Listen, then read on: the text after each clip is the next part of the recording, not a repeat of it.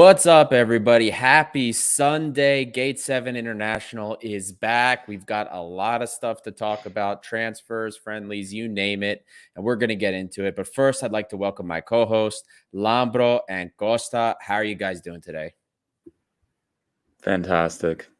Lambro's fantastic. Costa, how It's you a feeling? rainy evening. It's cold. It's like 14 degrees Celsius here in Brussels, raining, downpour.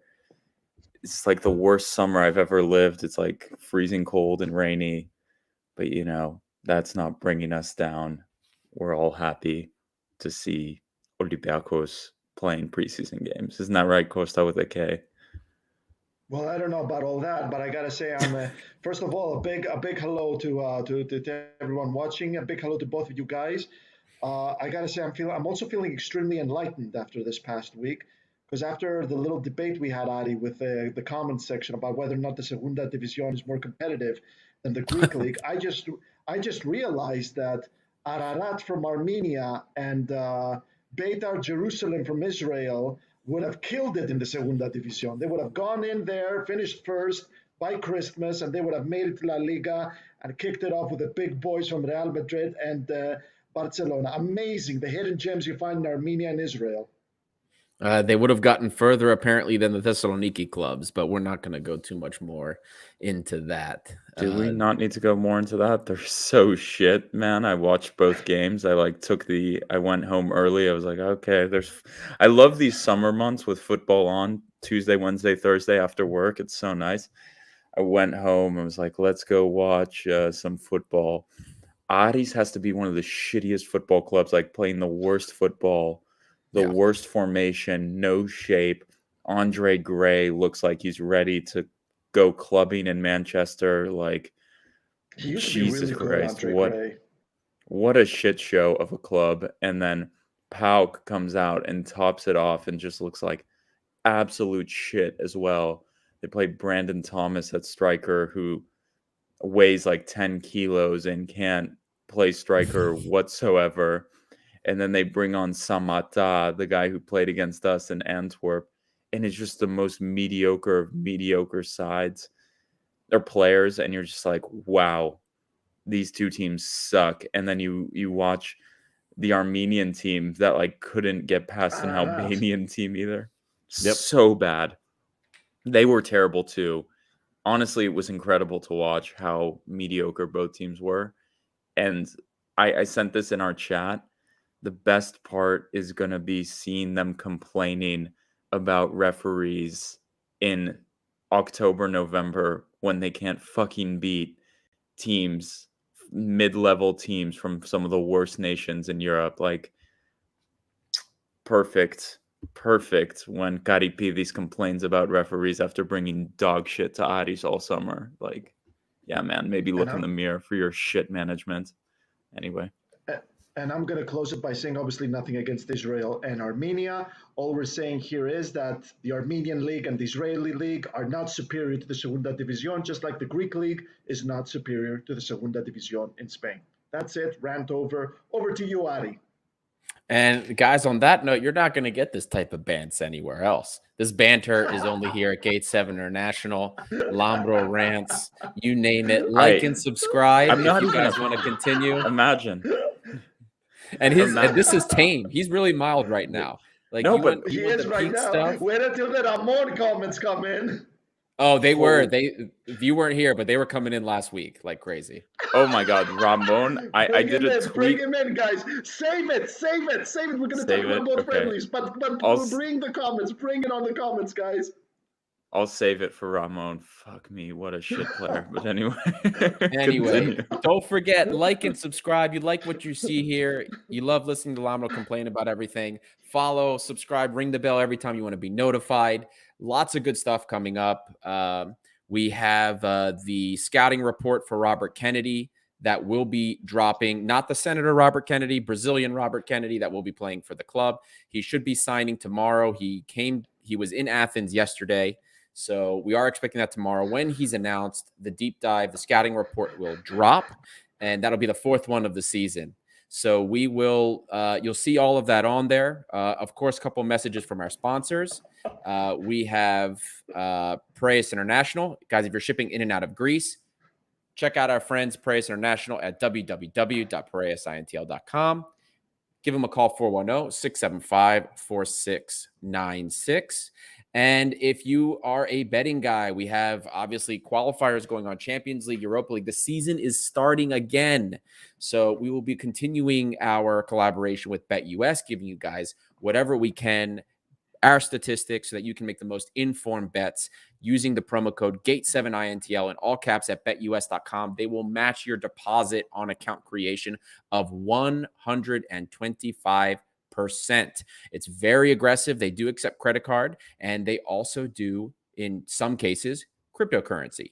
So check it out for your bettors out there. And don't forget, promo code GATE7INTL. And as always, bet responsibly. Two other quick housekeeping items, guys, before we move forward. As I mentioned, the deep dive will be available once Robert Kennedy is announced. Be on the lookout. Patreon is going to drop soon. As I mentioned last week, we'll have 3 tiers, it looks like, for Patreon. There's going to be just a standard tier, which will get you on the website. We're going to start a group chat just for the Patreon members and us as well. And then the higher tiers are going to be some extra episodes, nothing that takes away from the core content of Olympiakos, just extra episodes for your support, and then a merchandise tier. So be on the lookout for that. If you have any suggestions, as always, DM us. Wildfires, guys, the wildfires just seem like they're getting worse and worse. They're spreading. We saw them in Sicily. They're all over the place. Our prayers are with everybody that's getting caught up into it. Stay safe if any of you are near any of the areas where the wildfires are, for our Greek listeners. And for those of you that are not in Greece and want to know how you can help, last year, AHEPA, the organization that has done some sponsorships with us and that I am a part of as well, organized and fundraising efforts. We raised a lot of money for Greece last year. And when I say a lot of money, hundreds of thousands of dollars for the wildfires last year. We are doing this again to help with wildfire relief, not just for the displacement of people, but also getting money to the proper places for the people that are fighting the fires. There is a merchandise drive that is going to start in August, and the proceeds from the merchandise sales, the profits will go towards the wildfire effort.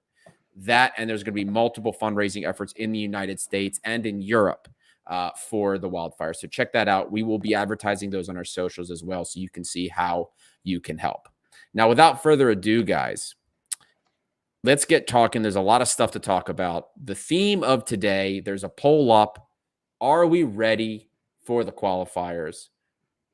Cast your vote. Let us know what you think. There's some conditions there as well. You can vote for those. But we had the last of our friendlies outside of Greece. They finished a 3-1 win against Rangers and the 2-0 loss against Norwich. We have a friendly on the second. I believe it's against Asteras, correct? Asteras Tripolis. Am I correct in saying that?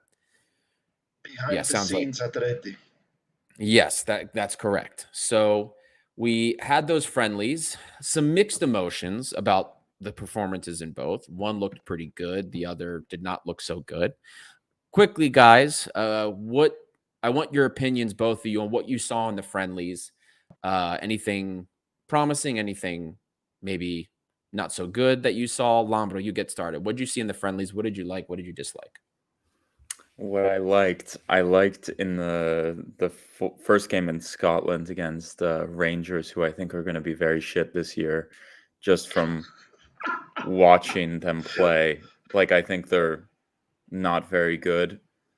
I think their coach, like when I heard his post-game speech, I think he's very average, let's say. So I wasn't very impressed. Mike Beale. I will say I was impressed with Readiness, of course. That goes without saying. Keeney did a decent job on the left. The one point is you just can tell he's not left-footed and is not comfortable on the left foot whatsoever. Sometimes there's easy passes to be played that a typical left back would be making, and he didn't make it, but he was still quite good. He was serviceable, and I think he'd work fine in the qualifiers at left back. Surprisingly, the duo of Doi and Retsos looked very good in Scotland, and they moved the ball very well on the ground. Quick passing, solid movement. a decent partnership. Retsos, for some reason, looked good. I'm holding my breath if this is going to stand because versus Norwich, it wasn't very good, but I also didn't think it was very bad. Madi Camara is like, yeah, Madi Camara is too good right now to be at Olympiakos. Like, it's such a shame this guy didn't get a big move abroad. Yeah. A permanent move to a not bankrupt club like Roma that can't pay 8 million euros for a player because they're so cheap. To any Italian club, all of them are so cheap. He Well, really they're broke. deserves. City They're House basically broke. broke. They're basically broke. All they can do Yeah. is get money from Paramount Plus and the US, but that's not doing enough, clearly. So it would be great to see him stay one more year at Olympiacos, extend his contract, and leave next summer. Is it going to happen? Let's see. But Ibora, Huang, Madi Camara is a very good midfield for the qualifiers. Very good, in my opinion. I also did think the formation worked well, 4-3-3. I thought João Carvalho was quite good, but I don't want him to be our starting midfield for us, if that makes sense either. I did think the combo El Arabi, Fortunis, and Masuras works pretty well. El Arabi continues to be in great form, and Fortunis did pretty well on the wing, surprisingly. So I was pleasantly surprised. But in this formation, I don't know if you noticed this against. I'm just going to focus on the game in Scotland because I think that lineup that started in Scotland is probably the lineup we're looking at. Yep. Plus or minus maybe someone.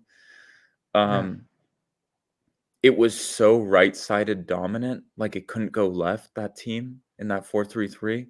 That was something that I was a bit concerned about. Rodinei was bombing forward, but there wasn't a lot of balance. That was one thing that worried me.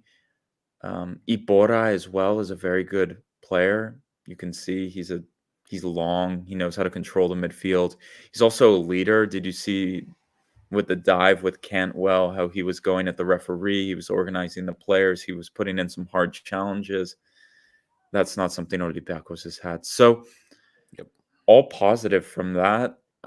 Let's go negative. I think Pep Biel looks so done with Olympiakos. Like he just does not want to be there anymore. He hates playing on the wing. He's just, you look at Bill Simmons, who I don't know if you guys listen to, has something, he calls himself the body language doctor. So he watches the body language of basketball players and determines how they are. And I think I'll play the body language doctor here and say Pep Biel has no interest playing for Olympiacos past like August. I hope I was different, but you can just see in the body, the guy is like, does not want to be there, doesn't want to try. And good on him. I think he's a sellable asset, should probably go.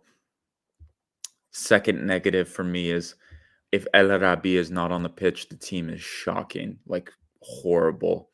And the problem is the club needs a second striker so bad, so desperately. And I would just sign someone off the street. It's that desperate times because if if El Arabi goes down in the qualifiers, we have no hope. Like we have no hope.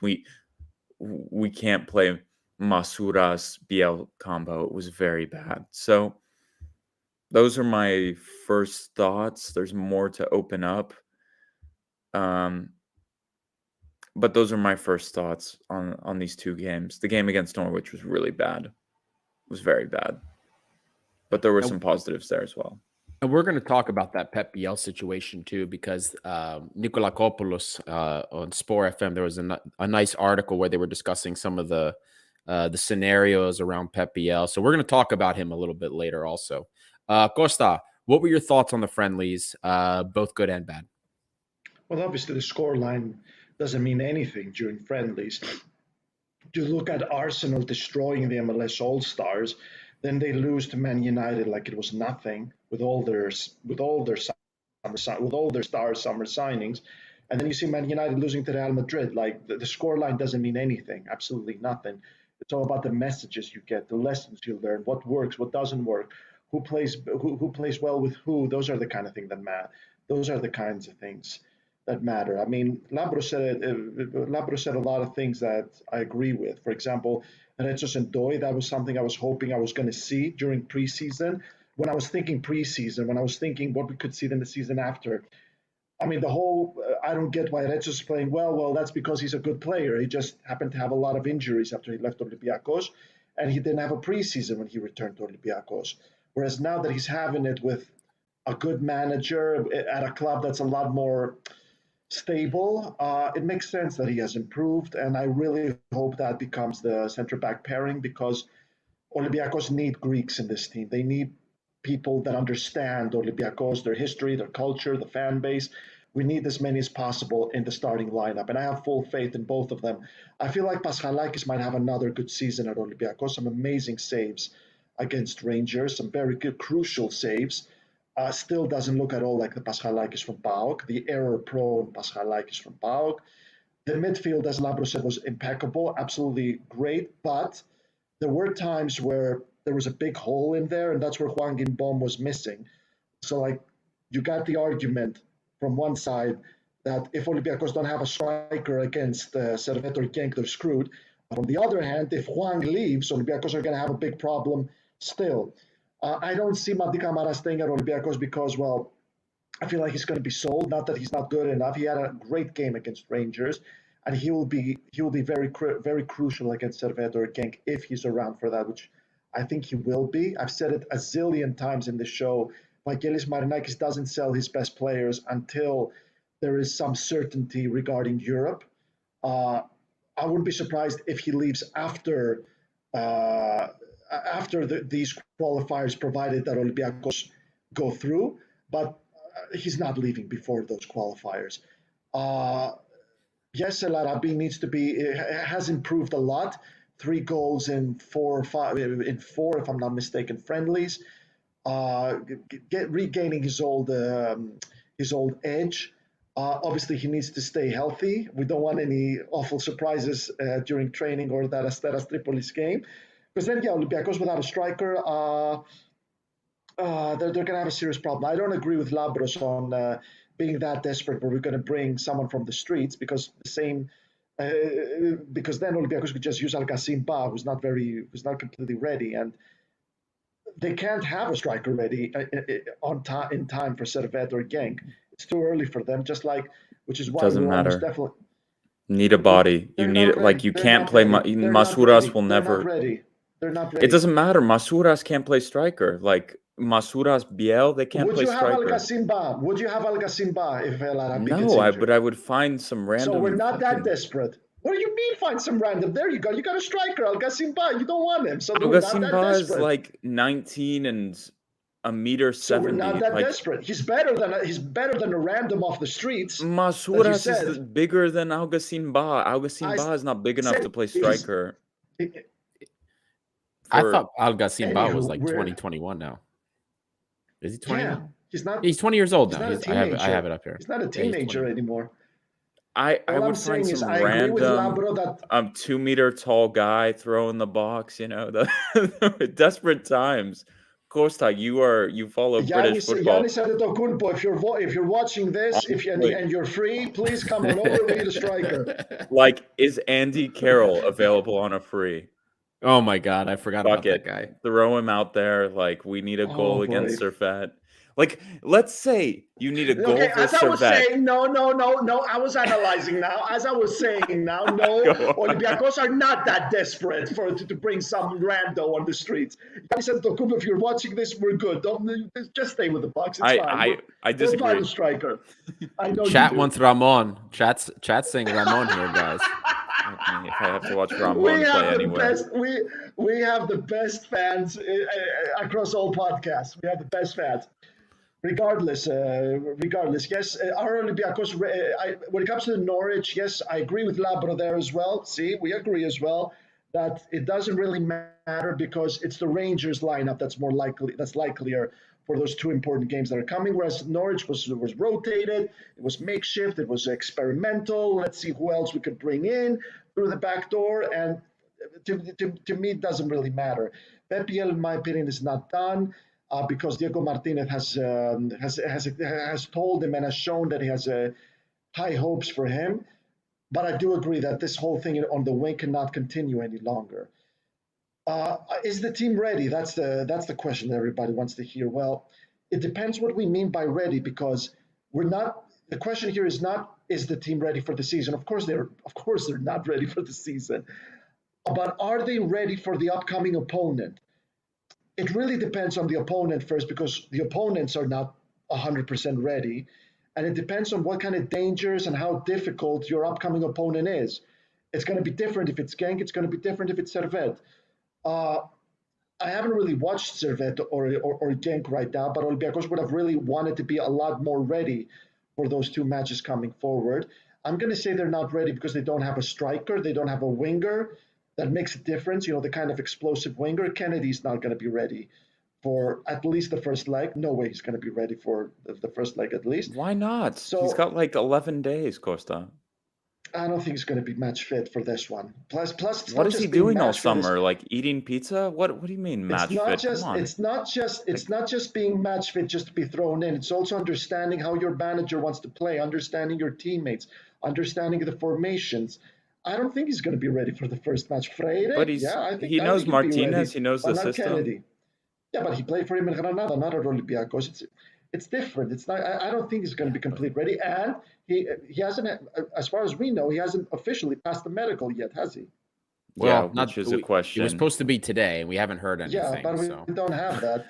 So anywho, I mean, I hope he is. I hope he's completely match fit. But let's. Are Olympiakos ready? I'll say no. But it also depends on who they draw in the next round. Who they get. That's a good point. Before we start looking at some, because there's a lot of comments coming in, a couple of good questions too. A couple of very funny ones as well. Some funny ones, yeah. Some good comments. We'll get to those. But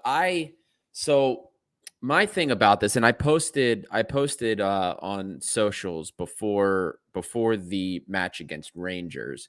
I posted some XG per 90 stats so far in our friendlies from two formations that we've seen, from the 4-2-3-1, 4-3-3, we'll call it, and the 4-4-2 or the 4-4-1-1 that we've seen. Now, against Rangers, I know that on paper it was 4-3-3, but I swear to you that in possession and at times when we were pressing, it was 4-4-2. And when I look at the data from the post-match report against Rangers, it looks like that as well.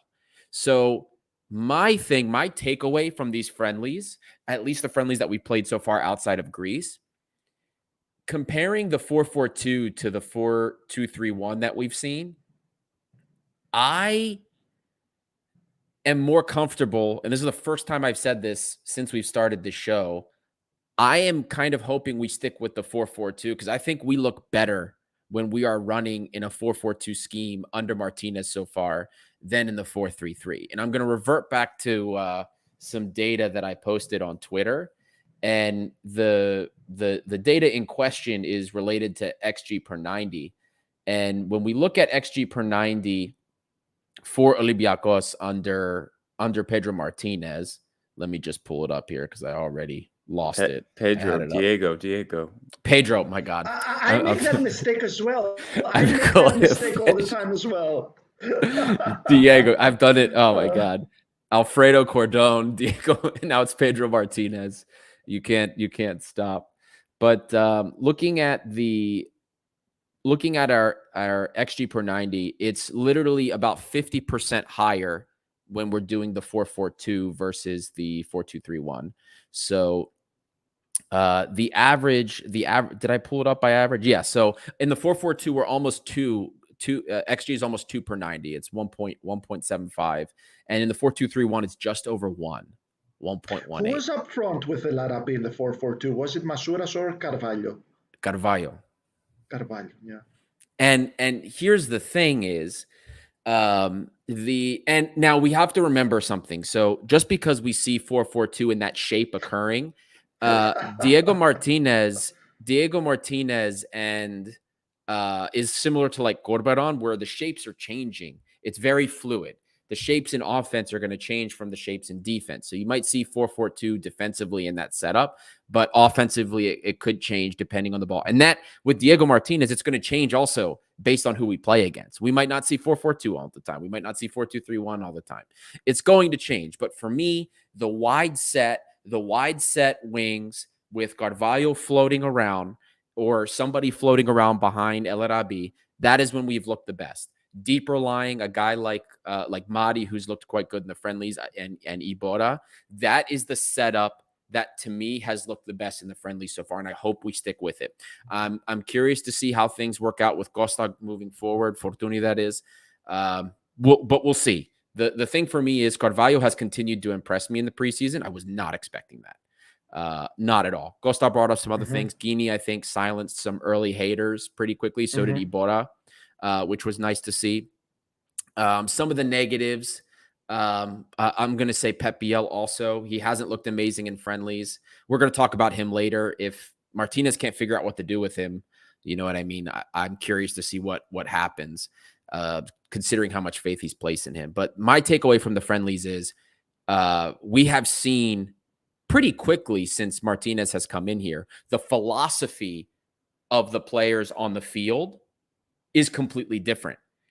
We've seen on average the touch count per players last season were averaging almost 3 touches per possession of the ball.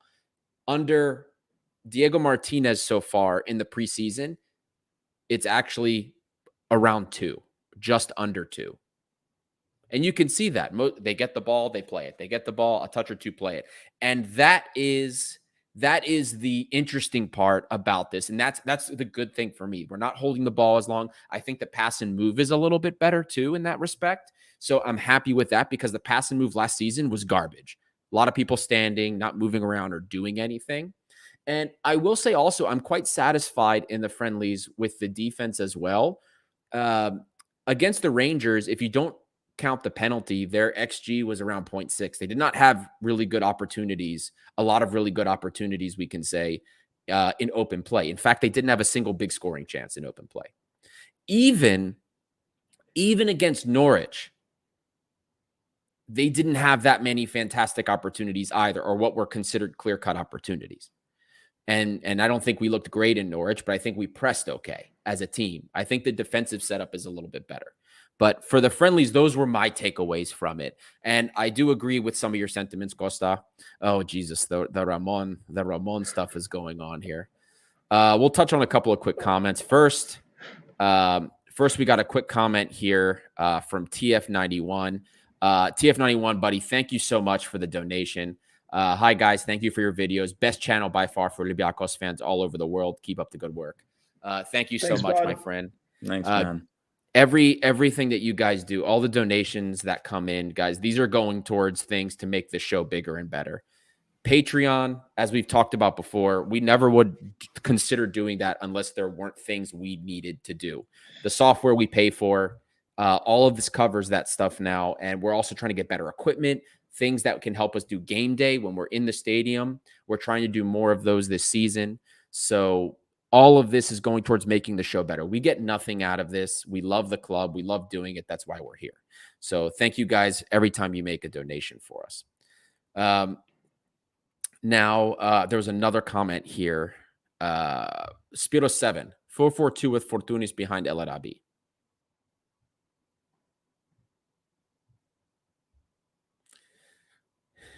Or with the Biel behind El Arabi. Well, so finally, here's the thing. So like now we're kind of back into like the similar situation we had last year, which is we have so many people that can play behind the striker, but we don't have enough people that can play on the wings. Now, once Kennedy comes in, he can play on the wing. But what are you going to do? Are you going to force it to work with Biel? Carvalho's in great form. Are you going to let him play and ride the hot hand, as we say? Yeah. What do you do? Do you Fortuny play him out on the wing? He's actually looked okay. He hasn't looked half bad.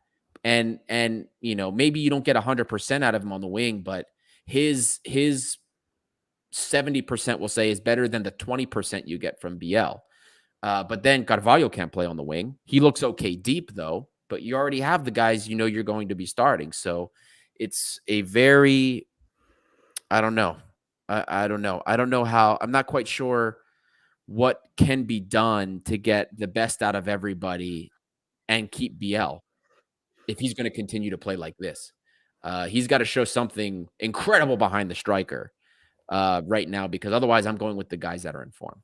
But I thought it was an Well, interesting it's like Costas with the C said it many times on the show. It's that those signings, those few signings that are happening right now, they're not the signings that are going to carry you this season. They're the signings that are going to help you go get to Europe right now. Balomata, we call it in Greece. We call it. They're basically they're band-aids really right now. They're not exactly those kind of guys who are coming in and they're going to take you to the title, take you to the knockouts of the Europa League. He's right there. Yes, guys. On that note, Costa with the C and I are going to the Karaiskaki on August 10. We're going to be providing live commentary during the game against Genk or Servette. There's going to be a vlog as well. Do join us, and it's going to be a blast. Provided we're not in for another treat. And I'll be in the building either in Genk or in Geneva August 17th. So if you're making the trip away, I will be there as well. So, dude, that is so awesome. But I gotta ask you, Labro, is the stadium on fire? Does it have a trademark? No, it's all yours to use. Thank you, man. You're the man, dude. You're the man.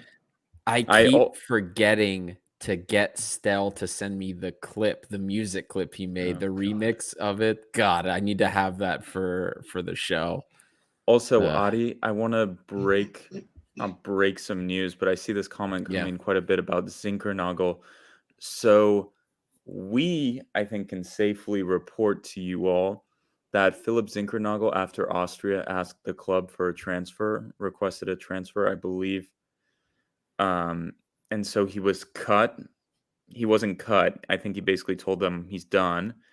Trabzonspor really wants him and is probably agreed to terms with him and is negotiating hard with Olympiakos.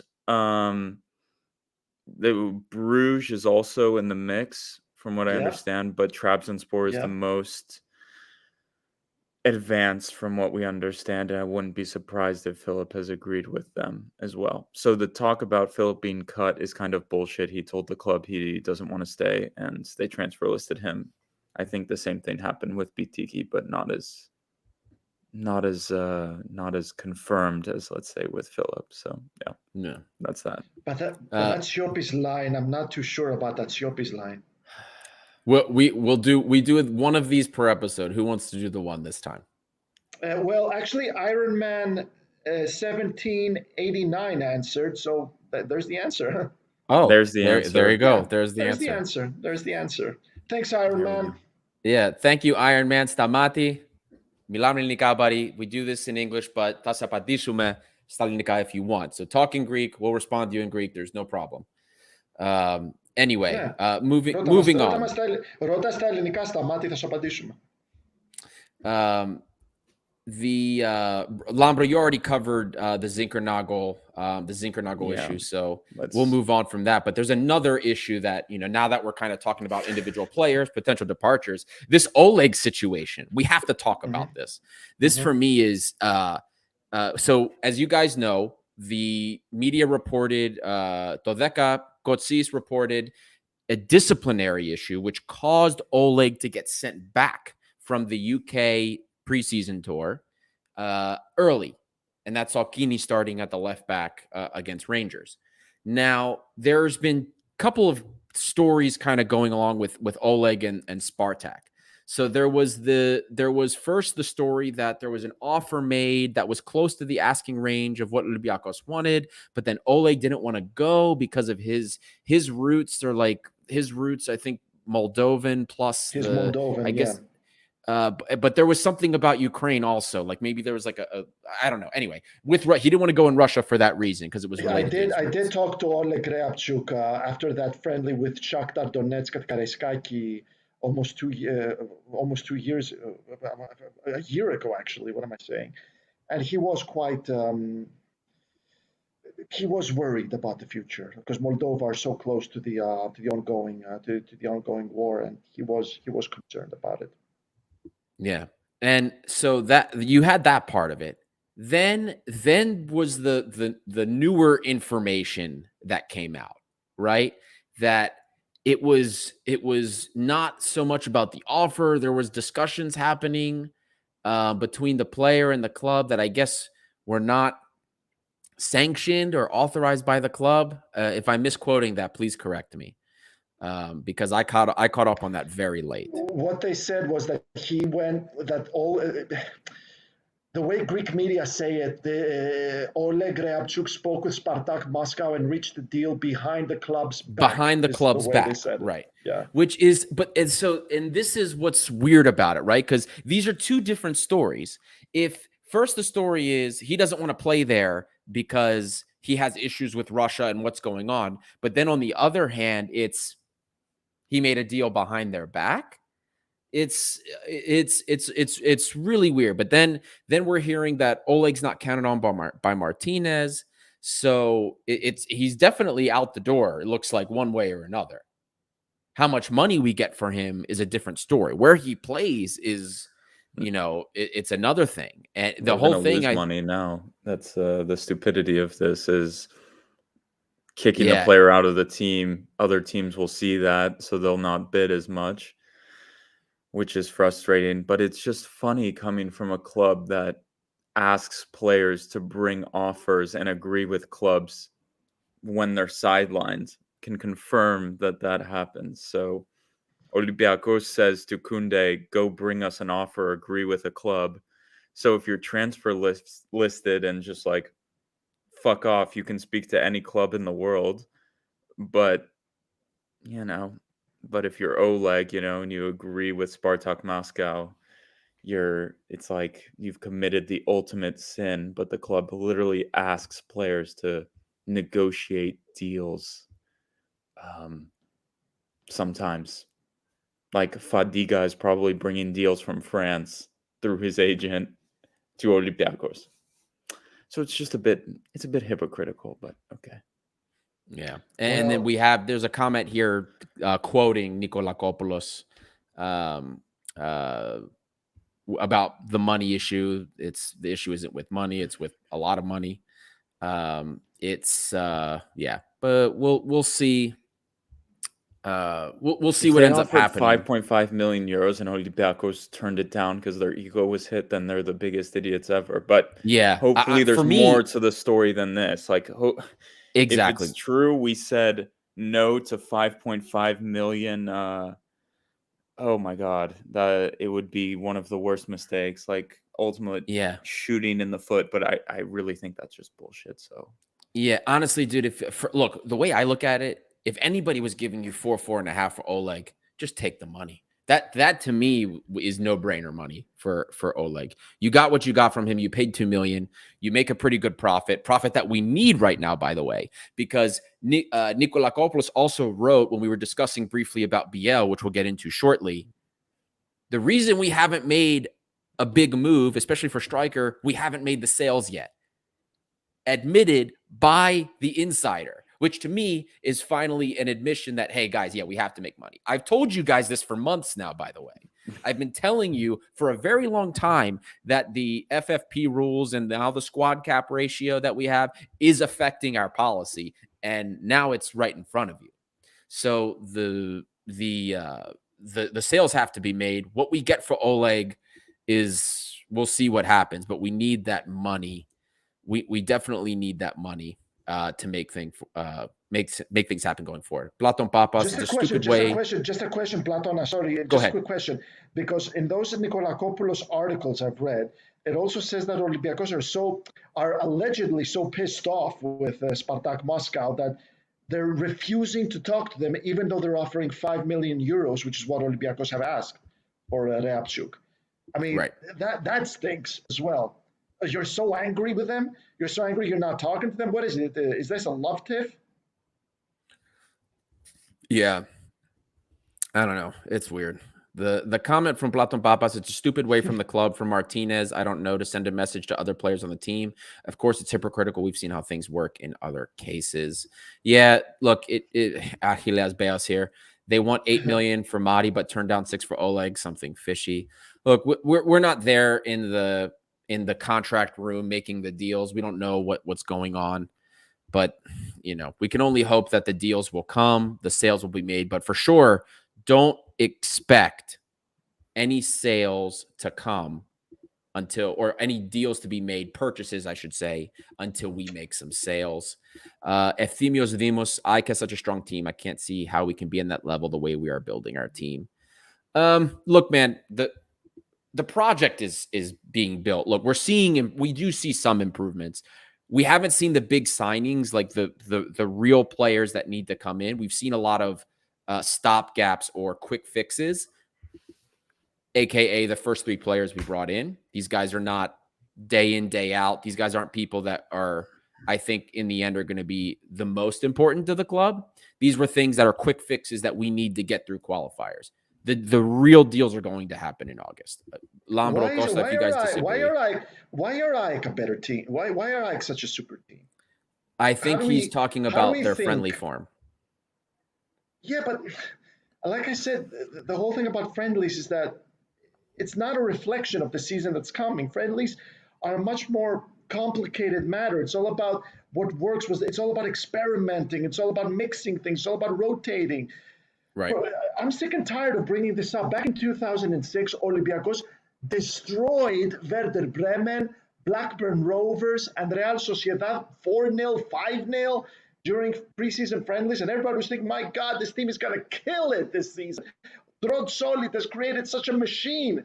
And then we fell into a Champions League group with Roma, Shakhtar Donetsk, and Valencia, like a ridiculous group. And we finished last without a single victory. And plus, like, AEK lost twice to Olympiakos last season. One of them was at Hagia Sophia, which ended their undefeated streak. They need to go all the way to the final game of the season to seal the title. Again, in a season consisted of the second worst Olympiakos since the Petrina Chronia, and one of the worst PAOK sides we've seen in the Ivan Savidis era. They need to go all the way to the final day of the season. Do you really expect Olympiakos to be worse or as bad as they were last season? Really? I just don't get that, guys. I feel why? Are we bringing in all those Marcelos, all those James? Are we going to have a 35-man squad this season? Really? Yeah, but it's going to be that bad. Your winger is fucking Kennedy, man. It's not over. It's not over yet. Fingers crossed, the deals are coming. Guys, you know what? If that's the case, then let's just say it. Guys, that was Gate 7 International. Thanks for joining. We'll see you again next season. But I can see what people are saying, Costa. It's one thing to write us off, but you can see what people are saying. Even if you watch Panathinaikos versus Dean Pro, Tony Vilhena looked very good. A war-torn club? Really? A war-torn club?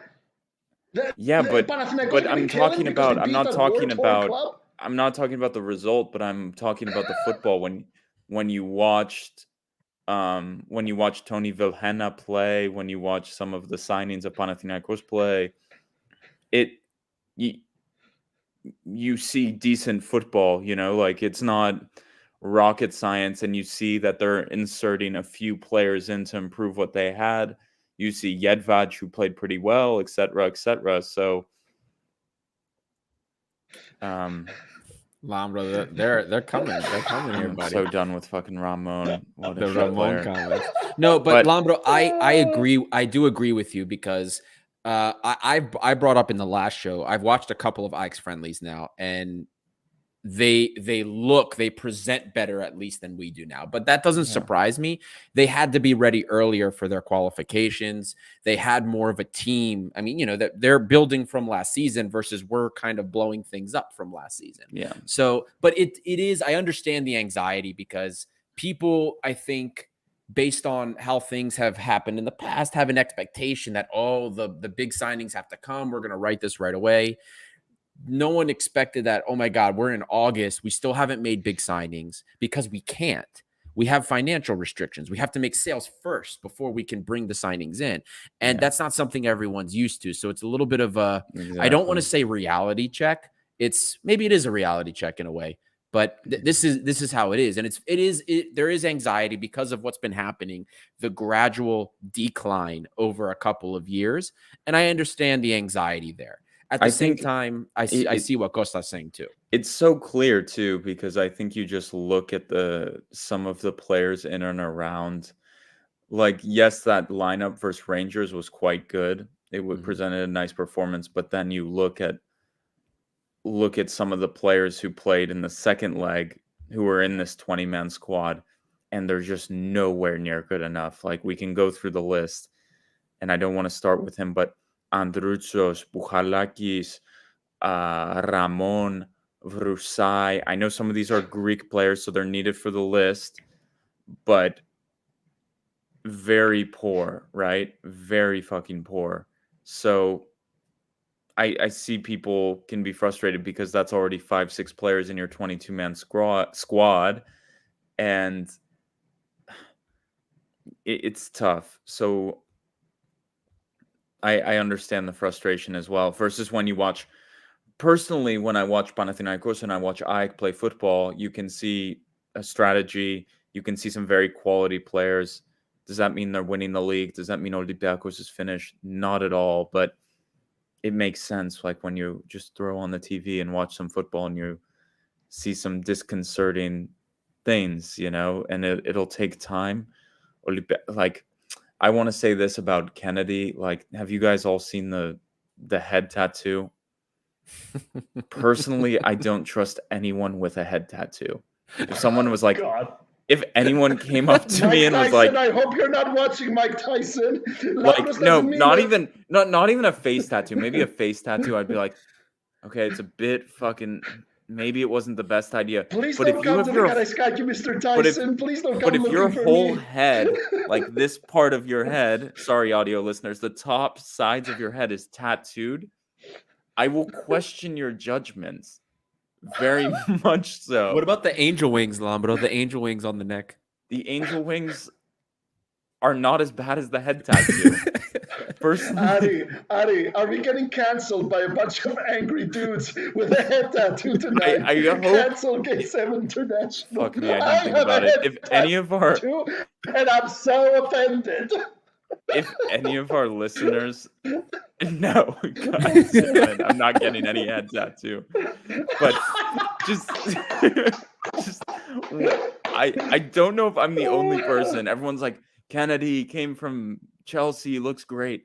The first thing I saw was the head tattoo, and I was like, I don't know about that, guys. Like, I don't know if I'm on board with the head tattoo guy who scored like 4 goals in 6 seasons, So I'm just like, shit.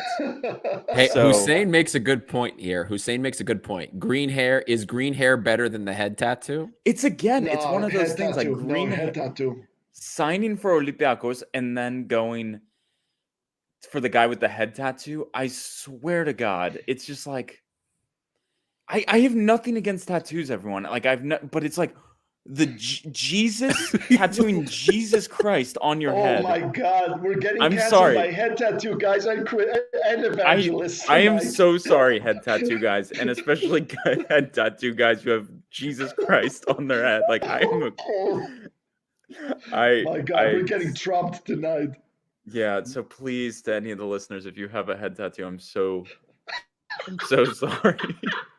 Lambro, how do you always manage? It never fails. You always manage to trigger like so many people. But could you imagine, if, I'm sorry, but can you imagine if Kennedy pulled a Zinedine Zidane and headbutted someone with his head, and then his Jesus tattoo was, I know it's probably not possible. It's like imprinted on a guy's chest, It's like, holy shit. Like, I don't know anything. But if we get canceled tonight, we're going to go with a bang. I'm just saying it's going to be the most decent. I feel like it's a reasonable comment to make, like you the player comes in, you look at a picture and you're like, wait, what? You don't even see the highlight yet. So There's a quick comment here because I didn't see this before, but George Mitropoulos said that in today's article, Nikolakopoulos claimed the latest offer for Oleg is 6+1 million in bonuses. I didn't see that, but I mean, if that's what we're talking, if this is real and it's 6+1 bonuses, like, wow, how are you? How It's look, not possible. Like, let's say something as well. We do have information from one of the French clubs that was interested in Oleg and ready to pay over 5 million euros. It's complete bullshit, and they didn't rate the player, and they didn't think he was good at all. I'm not going to they say didn't rate which him French at club. that money. We should say They didn't rate him anywhere near that money, Yeah. and Olympiakos reporters were quoting them going for a bid. So it's kind of funny to see that. 6 million, dude. I drive him myself. Who are they bidding? Who are they bidding against? Who are they like? You know what? If we don't bid 6+1, fucking who Bologna is gonna come in for the bid? Like, there's no logic to 6+1. Like, he may write it, but it makes no sense. Also, oh god, Kennedy's gonna leave. Oleg with a honestly, Oleg's a good Can you man. No head imagine? tattoo. I would cry laughing if there's a report like the deal with Kennedy breaks down because he didn't like his treatment online. People made fun of his head Can you tattoo. imagine? It's like Kennedy, offended by jokes of head tattoo, is now out at Olympiakos. I'd like to address a comment real quick. Okay, there we go. Reko Stako, what do you know about Petrina Chronia? I'm in my 30s. We haven't experienced this period. Well, Zakuli, since you're calling me Kostako, Zakuli. I'm also in my 30s. I guess maybe I need to thank you for thinking I'm younger, but I'm also in my 30s.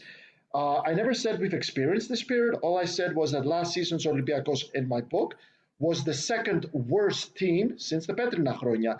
The first worst team was the Besnik Hasi era in my book, because there were no playoffs that season. But if there were playoffs, I'm pretty sure Olympiakos would have finished last because they were that bad. They were so bad that Marinakis basically ordered Christos Kodis not to allow the senior players to play, and he played all the youngsters.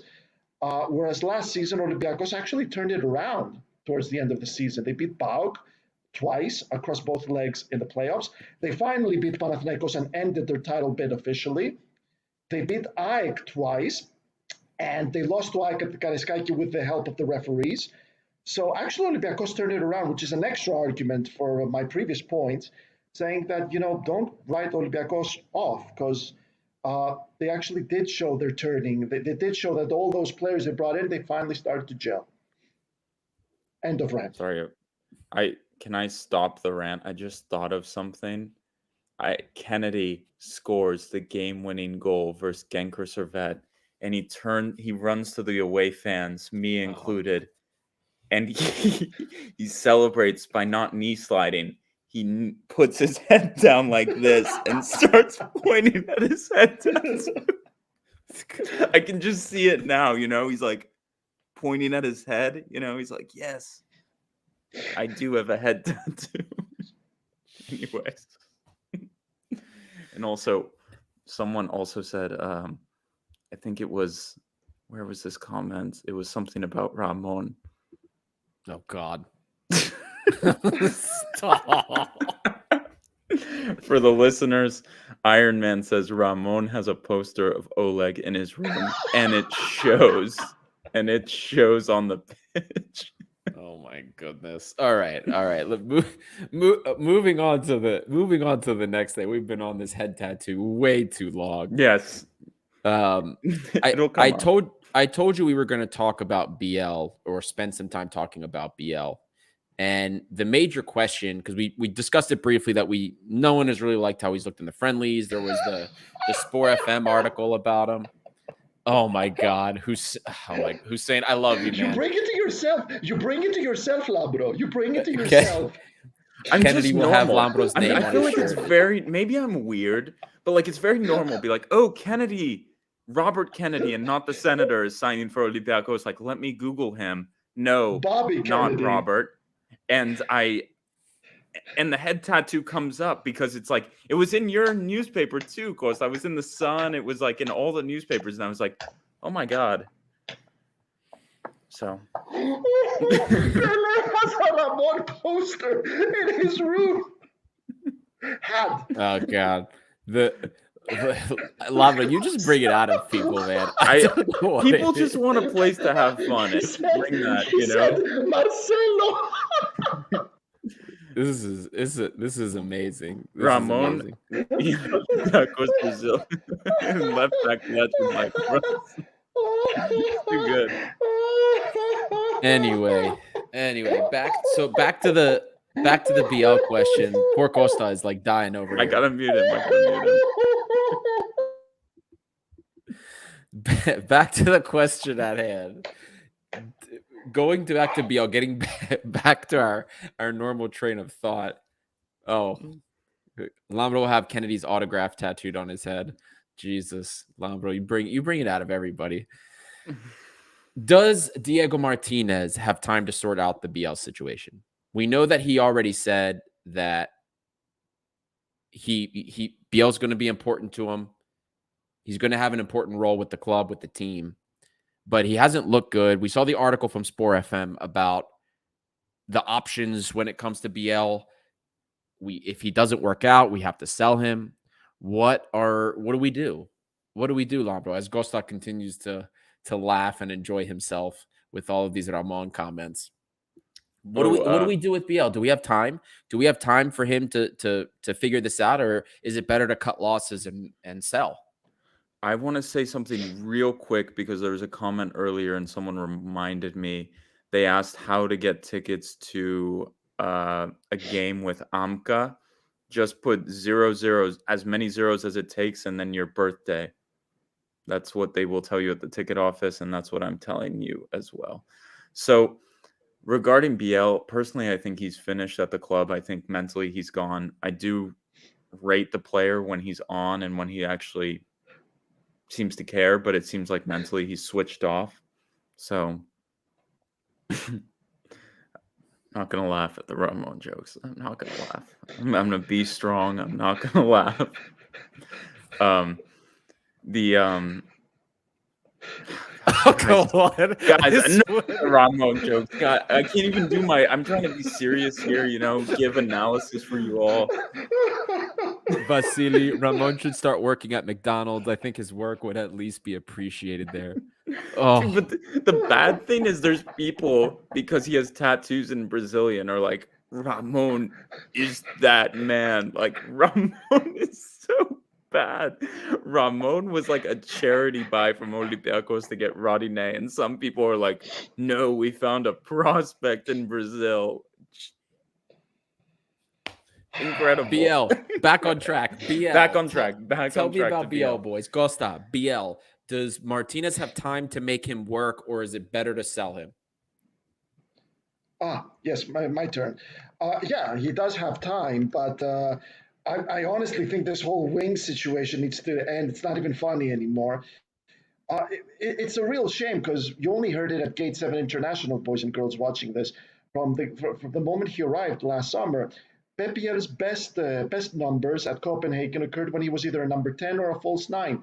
And now he's playing as a winger. But last season, he was still Olympiakos' second top scorer behind Cedric Bakambu, even though he was playing out of position. I think that alone shows professionalism from his part. I understand why Labro said that he's done with Olympiakos, but the fact that he made the numbers, he contributed on the pitch in my book, that shows professionalism. So I'm not so sure he is done from that aspect. And Diego Martinez has made it clear that he wants him in the team. The reporters watching Olympiacos during preseason, covering the preseason, have said that there's been a lot of one-on-ones between them, and the chemistry, it shows that Martinez really likes him and really wants him. But I mean, coach, sort it out. I mean, I understand when it happened last season when nothing went right, but sort it out. Pep Biel is not a winger. Yeah. Well, we are going on an hour here. So really quick before we kind of get into, there's still a couple more segments we wanted to get into, but really quick, touching on the latest of the transfer news. Uh, there is some interest in Pierre Kunde from Brøndby, the Danish side. We purchased Kunde for about it was almost 2 million. It was like 1.8 million euro, I think. So curious to see how much they'd be willing to spend for Kunde. Is it going to be a loan? Will he purchase? We'll find out. Agibu Kamara, as you guys know, he was linked with Bafos in Turkey, in Cyprus. Can't make that mistake. Don't tell Stel. So we saw that was linked. That was in Sport 24. We have heard that is through our sources. We have heard that the Cyprus links maybe are not as correct as you would think, but he does have offers from other areas, especially in France. Now, a really interesting sign you guys saw on our stories. There is an Israeli right back. He was in the U20 World Cup. His name is Ilay Feingold, Israeli right back. He was in the FIFA U20 World Cup best 11 in the right back position. Another Right great back, prospect, exactly. just like Ron Leidner. So very, very interesting prospect there. So just a couple of quick little transfer bites for you guys. And then one of the more important segments, Costa, Lambro. We talked about it very briefly earlier. When is a striker coming? Are we getting another striker before the qualifiers? Is it going to happen? Cosas Llanos, you talked to when you and Lambro had your little discussion. Lambro just said we got to bring in a body. Lambro says bring in a body, and you said no, we're not that desperate to bring in a body. So realistically, when do you think we bring the striker in? If we're not desperate enough to bring it in before qualifiers, when does the striker come in? Labro, you go first, buddy. The nightmare scenario that runs in my head and should run in everyone's head is the first 30 minutes of the first game with Genk or Servette. Olympiakos is playing so good. It's a hot night, as always, in Faliro.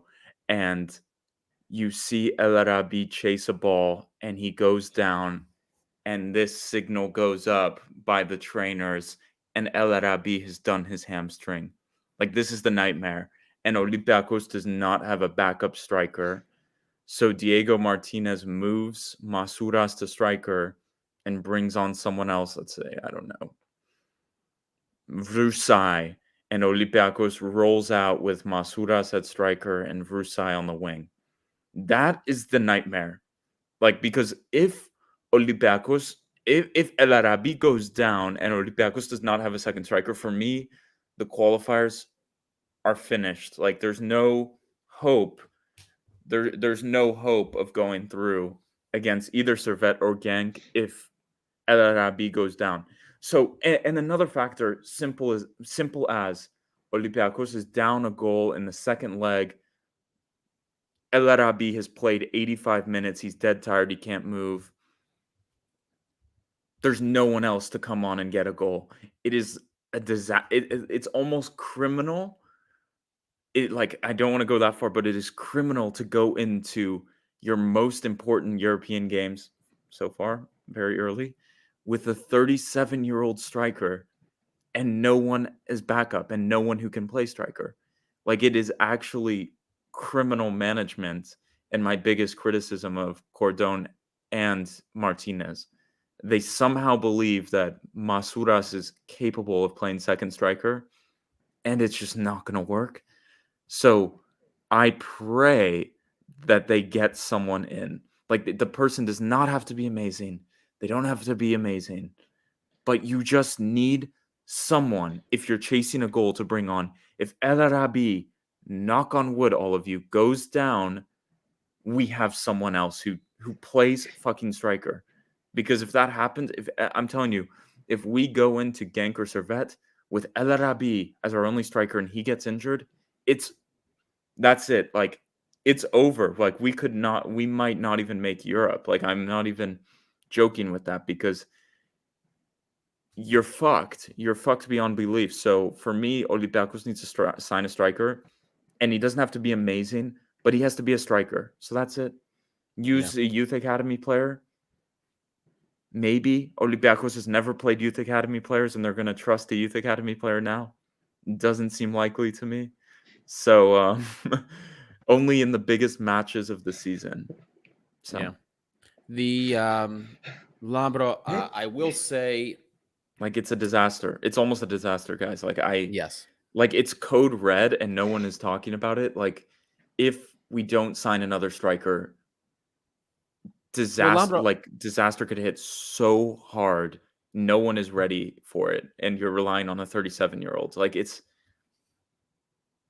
the little things, It's crazy. and I think that sentiment is shared by a lot of people, because remember when we a few shows ago when we talked about the signings before we had signed anybody, when we talked about what the priorities were for signing, in that article, that Dodeca article by Kotsis, there was 3 priorities at the time, and it was striker, a number 6, and then a center back. Those were the 3 priorities. And in that live show, when we talked about what do you want first, everybody said striker. We needed to get a striker. Once Bakambu was gone, everybody agreed that striker had to be the first priority. And of those 3 priorities, we haven't secured yet the striker, the thing that everybody said we needed to get first. And in the poll that we did about are we ready for qualifiers, 47% of people, I think, have a similar opinion as you do, Lambro. 47% of people who have taken the poll have said no. 16% said yes, we are ready for qualifiers. 28% say yes if we sign a striker. And then 10% say yes if we get a full roster of signings. So that's right now. You still have time to vote in the poll, but that right now is the results of the poll. And I think that I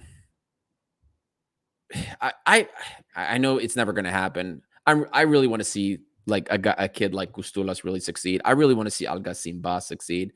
But either way, regardless of if we end up calling one of them up, dude, Bjelica, I think, is a foregone conclusion at this point. I don't know if he's ever going to feature.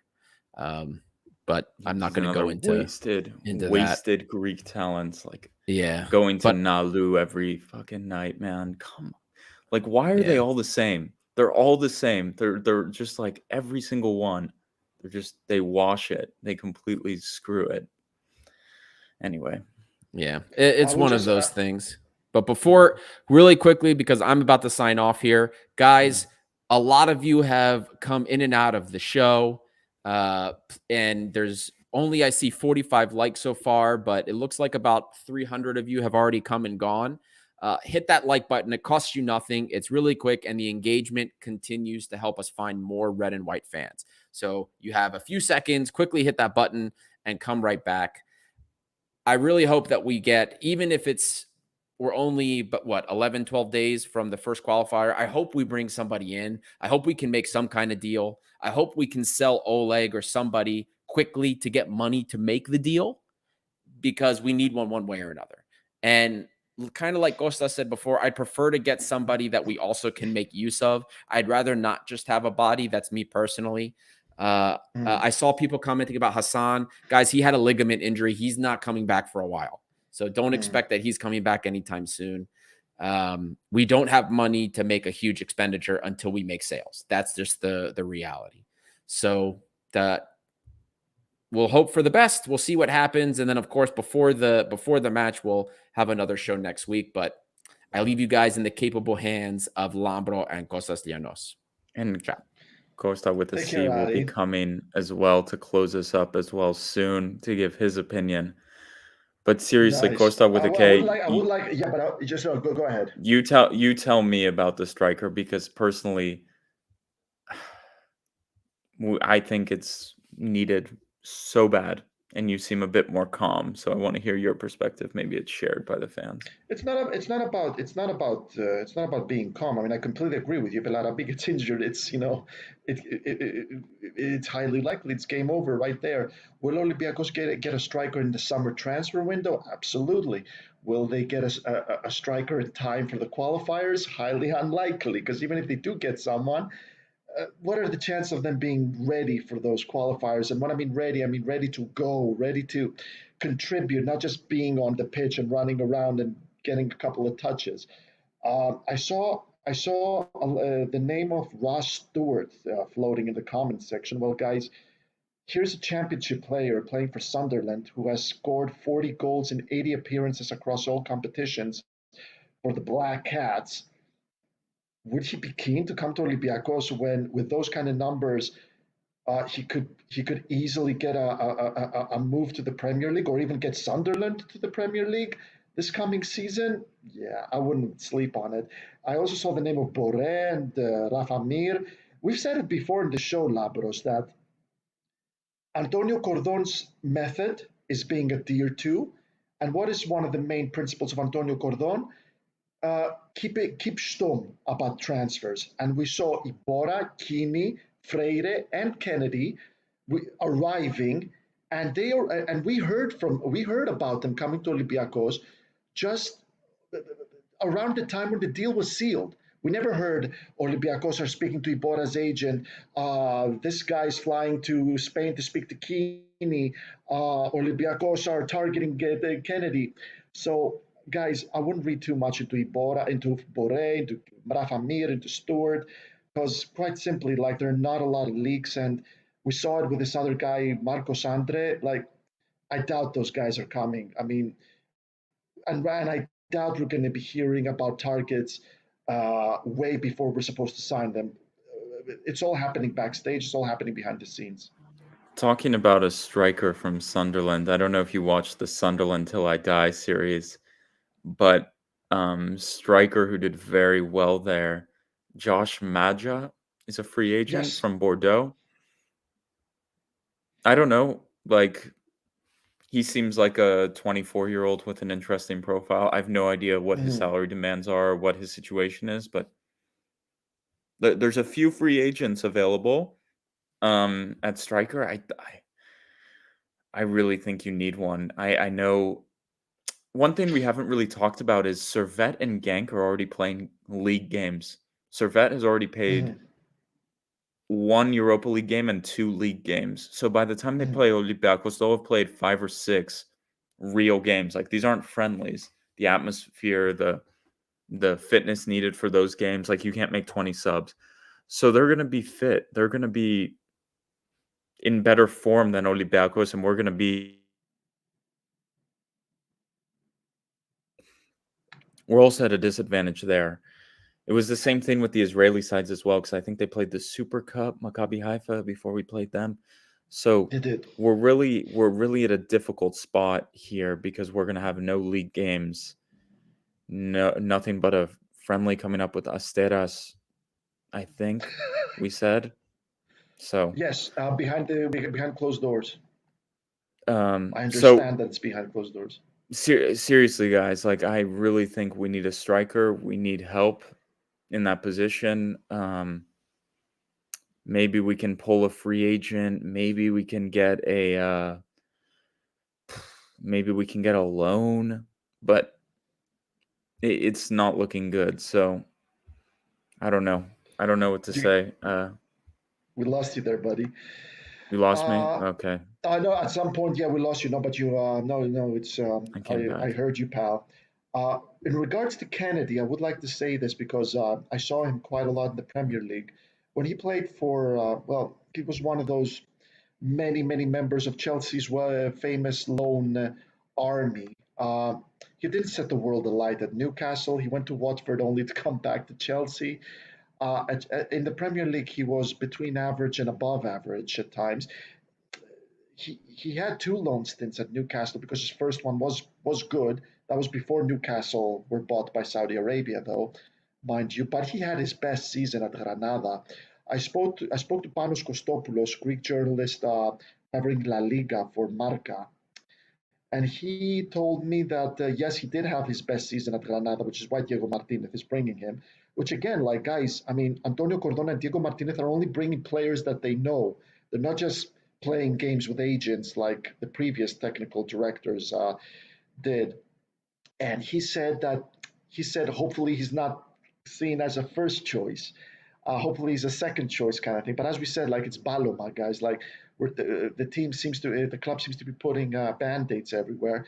But I do have to say this, guys. My Twitter has been inundated with Granada fans complaining, expressing jealousy because Diego Martinez, in their book, is creating a strong Granada side of the past at Olympiakos. And there have been Valladolid fans complaining with Kennedy leaving them and going to another club. And I mean, in Greece, we hear that Olympiacos have been completely nonchalant. They're bringing all those 35-year-olds from Segunda División. But you know what? Those people who do know the Segunda División, who do know those players, guys, they don't think them as flops, those players. Antonio Cordon and Diego Martinez are cooking right now. It's not great, it's not perfect, but they are cooking right now. Trust the process, guys. Do trust it.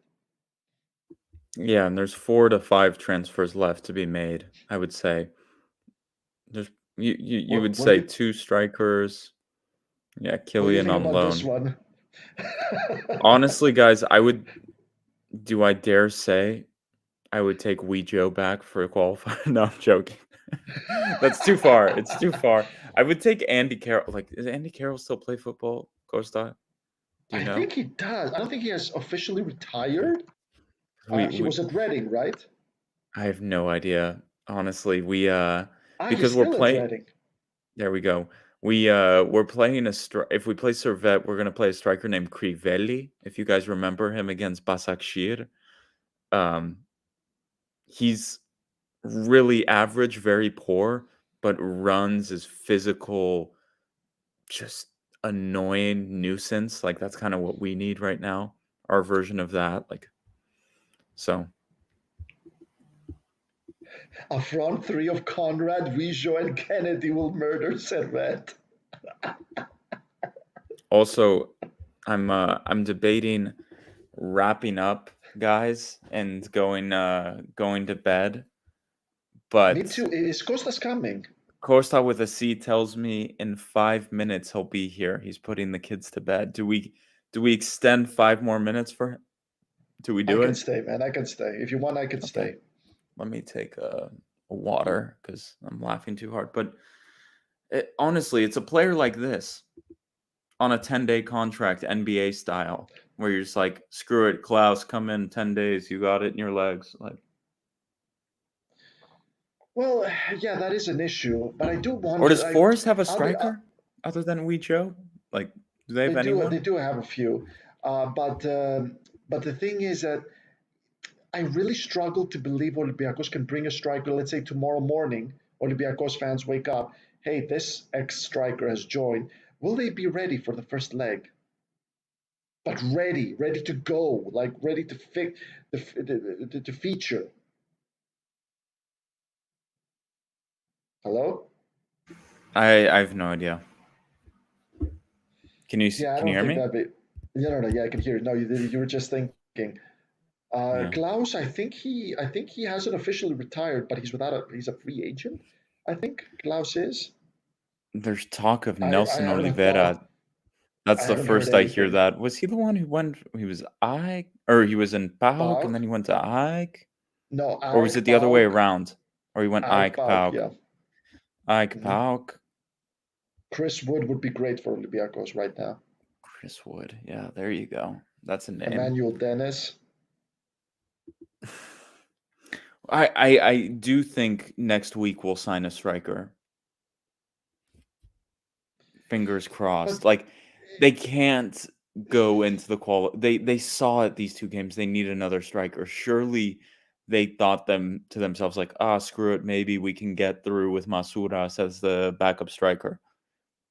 Also, the other disaster scenario I didn't mention is Masuras playing with El Arabi.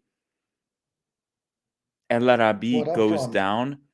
Masuras goes down too. Then you're finished. La You're finished. Labro. Yeah, and then Then you're no more finished players go completely. down. Like, Like or in 2000. let's say Masuras gets subbed off in the 60th minute, and then El Arabi gets hurt. Then you have no striker. So Costa with a C is preparing to come on, but I don't think he's ready to come on. He's being quizzed about a subject. It looks like off stage. Guys, I can't play striker. Sorry, Sparo, I can't play striker, and Lazaros has been loaned out, so Lazaros cannot Wait, compete either. what happened to Lazaros? He's gone? He's loaned out to my sister, so he's unavailable for the Servet/Genk games. He can't make the trip, You're guys. kidding me. I'm really sorry. He's loaned out to my sister. Yes, sir. I'm actually devastated. He is my sister's cat. Oh, okay. So you got loans, So he was on loan to Lazaros, me, actually. and then it was over. Okay, the loan was recalled. Fucking let's financial say. fair play. Exactly. Fucking FFP. Costa with a C. Are you ready to come on? I don't know. He's ready to come on, baby. Yeah, he is. And he's gonna tell us why we don't need a striker, and Masuras the best backup striker anyone could ever have. What's happening? Also, Zach, I think, thinks I'm bad luck. I'm gonna stop talking. I'm knocking on wood. Like, I swear I'm gonna be sworn at so hard if anything happens to El Arabi. Someone is gonna like literally kill me. But so, Costa, tell us. It's pretty bad up front, isn't it? I mean, we've been talking about it for a while.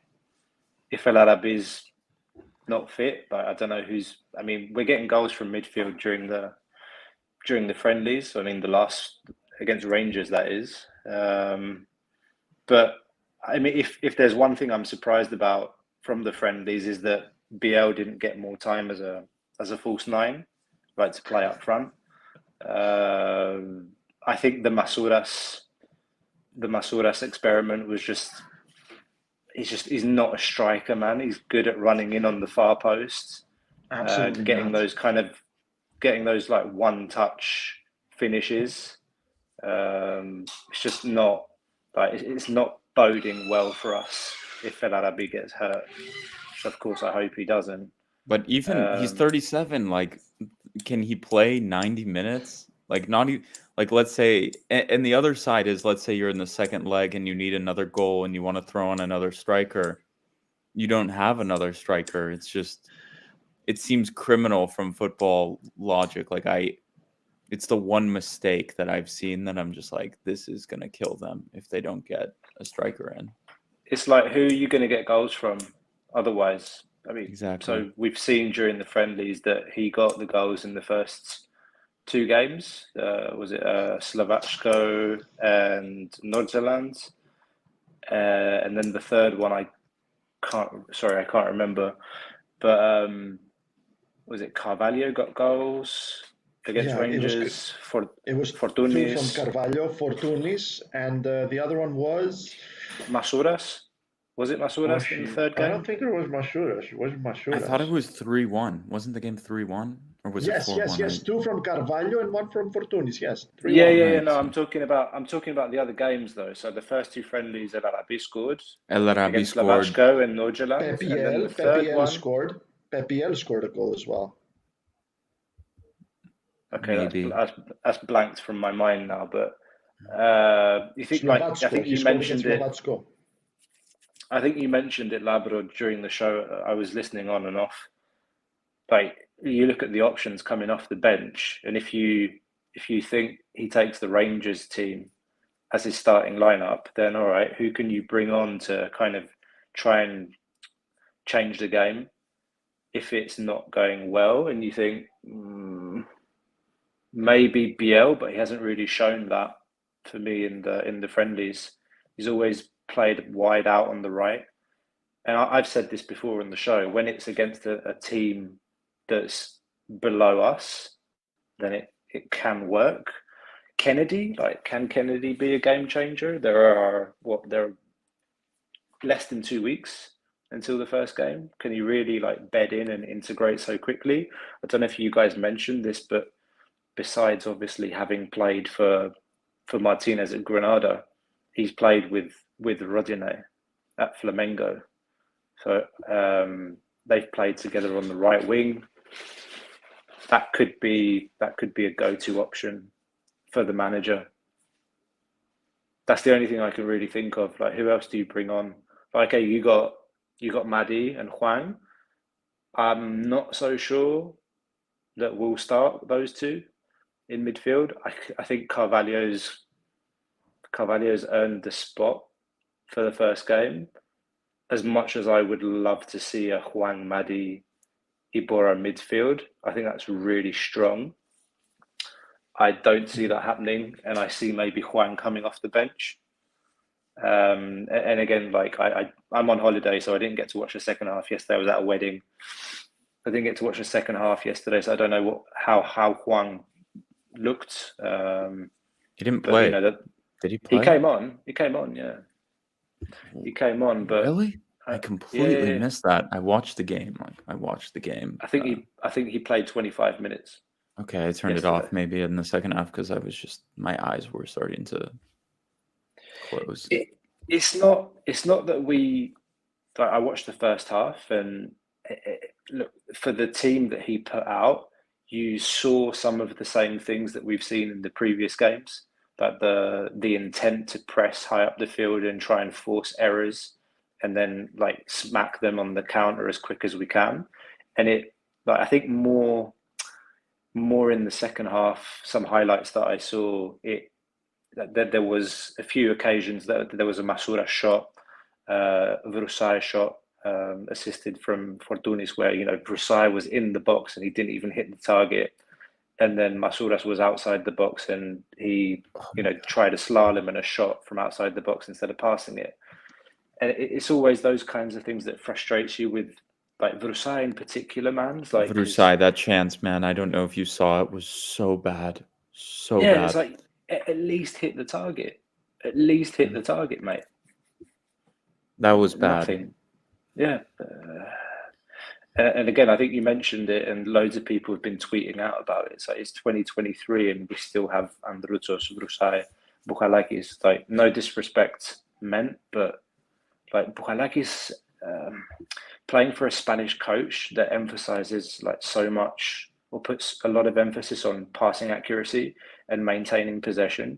The amount of times that I've seen Bouchalakis play a bad pass over the last few friendlies that have led to opposition counterattacks just makes me think there's no way this guy's going to get playing time, or he's not. I don't see him getting playing time, and I think if an offer comes in, he's gone. But who's going to make an offer to take him? Yeah, it's just some of these players you think at this point. Well, guys, I'm gonna have to join you. No, I'm going to have to join you after the game. We're going to have to see what happens. Costa and I, we're going to be at the game, hopefully. And hopefully to see as many of you as possible, guys. I'm going to have to take off. So here's to everything, and soon. Talk soon, Costa. See you, Costa. But one thing I think to myself is some of these players like Vrusai, Androutos, Bouchalakis, like they're just not good enough at the moment for Olympiakos, but like they have no option elsewhere in Greece to go. Like if Aris had half a brain, they would take players like Vrusai, Androutos, and Bouchalakis, but there's nowhere for them to go. So they're a bit stuck because their egos are too big to be like, fuck it, I'm going to Atromitos. They're like not going there because they think like I'm Olympiakos, whatever. It's a shame because you can't move these players on. And Giannis, my man, is Bouchalakis that much worse than Iborra? Iborra is like here. Let's not even have the conversation about that. Iborra, a guy who's won the Europa League like 6 times compared to Andreas Bouchalakis. Like, come on, guys, come on. Yeah. He's a classy player. I mean, I really like him. Yeah. He makes it look so simple. That's what you want from a player in that position. Like, he plays with both feet, plays with his head up. He can like his passing, even against Norwich the other day, like pings a 20-25 yard ball from the centre over to the wing to feet, and it's just effortless. And that's what you need. And okay, you said it yourself. Like, he's a player that's won the Europa League 4 times.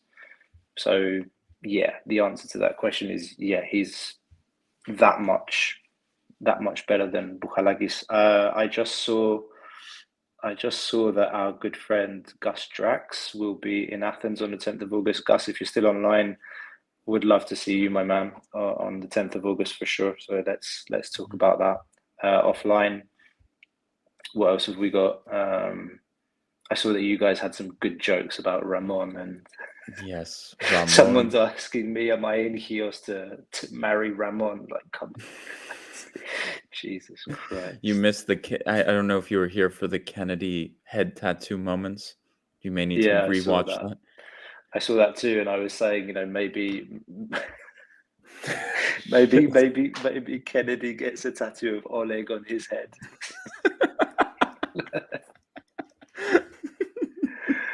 But do you agree with my assessment when you hear the name Kennedy and you're like, oh shit, let me boom, boom, boom, type him in, and the first thing you see is a head tattoo? It's not, it's a little disconcerting, right? Like, I'm not the only one here. It's like, oh shit, head tattoo.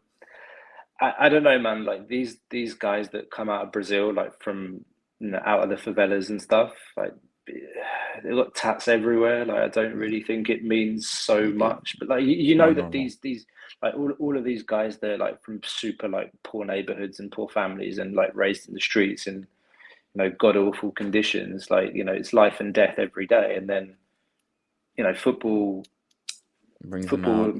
Exactly, it brings them out. It gives them wealth and supports their family. It's their profession. Yeah. So I don't know, the whole head tattoo thing's like, yeah, it's not a great look, but who am I to tell? Like I don't really give a shit. Like if he has a head tattoo and he performs on the pitch, don't really care. Let's see. Of course, but like he looked great when he was at Granada with Martinez, and we all hope he can reproduce that. But honestly, mate, like there'll be a deep dive, by the way, on Kennedy as soon as he's announced. That's ready. As soon as it's announced, it will go live on the channel. So like, subscribe, hit the bell so that when the episode goes up, you can watch the deep dive. Yeah. I was going to say, who's better than him right now? If you look at our wings, we don't have one. Yeah. Still don't have wingers. Still don't have centre forward. We're all happy El Arabi is having a good preseason, but how long is it going to last? Yeah. And I know it's hard. I know it's hard. Like people are, fans are impatient about transfers in football. Fans are super impatient about transfers in the basketball team. There's somebody in the chat asking me about Kendrick Nunn. Do you want to go out there and pick up a striker that's average because we're rushing, or do you want to try and go for okay, I'm saying this name because it was reported, do we want to go for a Rafa Borré, like the Colombian that plays for Frankfurt? Is that the kind of profile you want to go for? If you want to go for that kind of profile, it's gonna take some time. So do we need two strikers? I don't know. Definitely obviously need another striker, but then do you stay with Alguacim Ba? So we've learned that the reason Alguacim didn't travel to the UK was for reasons that had to do with his stay in Greece, like his paperwork, visa and whatnot. There was a story about him. There was a story about him going back from AFCON to Greece for a day for paperwork. That was about his residency, and now this is about his visa. So it was two different things, we're told. So he is on a special, like, personalized training program so that he can keep fit after AFCON and integrate into the team. So maybe he gets playing time against Asteras on Wednesday in the last friendly, something to look out for. You never know. You never know if he might end up being the third option. It looks like Dimitris Pinakas is finished, but is not talked about anywhere. Yeah. To be expected. Yeah. So I just think we need a striker so bad before maybe Augustin Bot, maybe that's the tactic. Maybe he's the second striker that they're counting on. They just couldn't bring him to the UK. So they're going to run him out against and see whether that's a go. And maybe they have a plan B if it goes to shit and they activate it. But I was telling Costa, Genk and Servette in particular, I know because I follow them, have already played 2 league games and 1 Europa League game. So they're playing competitive football. They're all out here now. So before they play us, they'll probably have played 6 competitive games probably. That's not a joke. That's like to play 11 guys, pretty much the same 11, 6 games in a row versus 11 guys who are just playing their first game of competitive football. Like for any team in the world, that's going to be difficult. So I think for our first game, the first 20 to 30 minutes is going to be really big to just not get overwhelmed maybe with the difference. And then also at the end of the game, some of the fitness issues will show. So you need to remember that as well. I mean, it was the same when we played Lucerne some years ago. Was it Martin's first season? The Swiss league starts early, and we played them in early qualification round before we played Burnley, wasn't it? So it was around the same time, and we walked all over them, and we've got decent record against Swiss teams. Records mean shit to me, but they're still facts compared to playing a Ukrainian team, for example, or an Israeli team, God forbid. But I mean, I saw that Servette went 2-0 down against Zurich the other day, and they pulled it back. So but okay. To play at the highest level and to play in these competitions, you have to win. You have to beat teams. So that's what we have to do. I do like what I'm starting to see from the team, and some of the identity that he's trying to put into the team again. But the bar is obviously really low because of where we were and what we saw the last season and more than a season in terms of regression and football playing style. It's coming back to that kind of Spanish Olympiakos, isn't it? It's not quite Valverde high press.